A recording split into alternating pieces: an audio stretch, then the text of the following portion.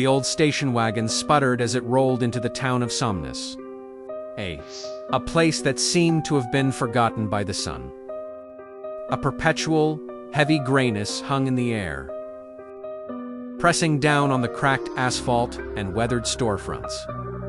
Inside the car, David gripped the steering wheel, his knuckles white, while Sarah glanced nervously at their 2 children in the back.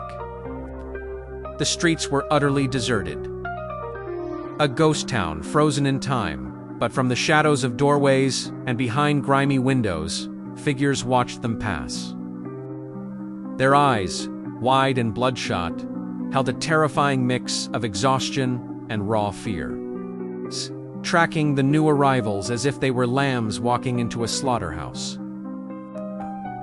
The family pulled up to the only motel in town, a dilapidated building with a flickering vacancy sign. The air inside the lobby was thick with the smell of dust and decay. As David checked him in, the clerk, a man with skin like wrinkled parchment, simply slid a key across the counter without a word. The kids, Leo and his younger sister Lily, were already drooping with exhaustion from the long drive, their small bodies slumping against their parents. As they made their way to their room, a frantic woman darted out from an adjacent alley, grabbing Sarah's arm. Her voice was a ragged whisper, desperate and sharp. "You can't rest here," she hissed, her eyes wild. "No one can."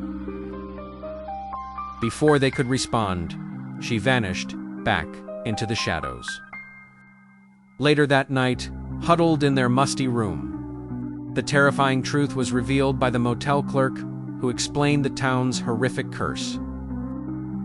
To sleep in Somnus was to invite death, for whatever you dreamed would manifest in the real world, twisted into a monstrous version of itself with an insatiable hunger to kill.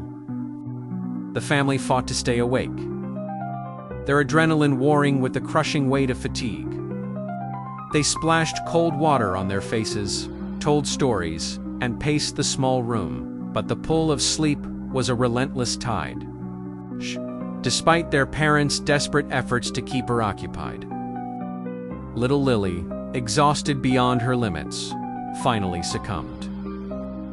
She curled up on one of the beds, her breathing evening out as she drifted into a deep slumber, clutching a small, well-loved teddy bear. For a moment, there was only silence.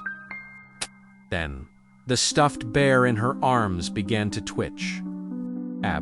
Its fabric seemed stretched and tore as it grew, its button eyes popping off to be replaced by 2 glowing, malevolent orbs. Within seconds, it was a gigantic, horrifying beast, its plush fur matted and its mouth filled with needle-sharp claws that scraped against the floorboards. The monstrous teddy lunged, its roar a deafening shriek of fabric and fury. David and Sarah grabbed a floor lamp and a chair, trying to fend off the creature, while Leo screamed in terror. A few of the townsfolk, drawn by the commotion, burst into the room, armed with makeshift weapons, joining the desperate fight. They knew the only way to stop the monster was to wake the child, but they couldn't risk harming her. Sarah frantically shook her daughter, calling her name, her voice cracking with panic. "Lily, wake up. Please, sweetheart, wake up." The creature swiped its massive claws, narrowly missing her as it closed in for the kill, its shadow swallowing the room whole. Just as the beast's jaws snapped shut inches from Sarah's face, Lily's eyes fluttered open. In an instant, the hulking monster dissolved into nothing, the air shimmering where it once stood.